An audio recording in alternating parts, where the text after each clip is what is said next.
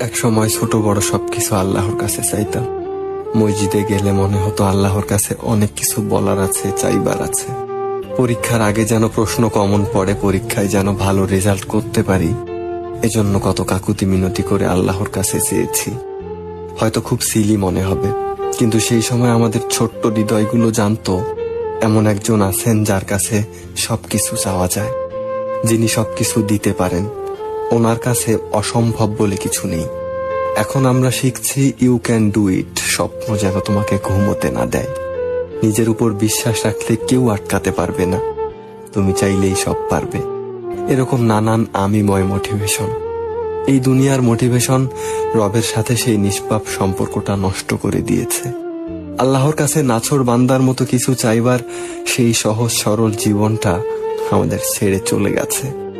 অতি সাধারণ কিছু চাইতে গেলেও যে চোখে পানি চলে আসতো, সারাদিন আল্লাহর নাফরমানিতে কাটিয়ে সেই চোখ আজ মরুভূমিতে পরিণত হয়েছে।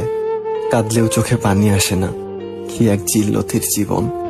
যে মোটিভেশনাল স্পিচ মহান রবের সাথে সম্পর্ক ছিন্ন করে, আমিময় জীবনের দিকে ধাবিত করে, সেটা আসলে সফলতার মোটিভেশনাল স্পিচ নয়, সেটা ধ্বংসের।